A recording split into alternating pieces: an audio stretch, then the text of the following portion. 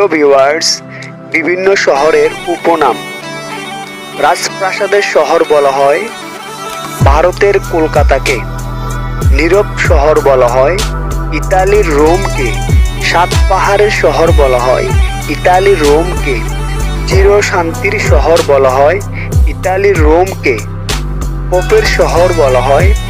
Vatican সিটিকে, রিকশার শহর বলা হয়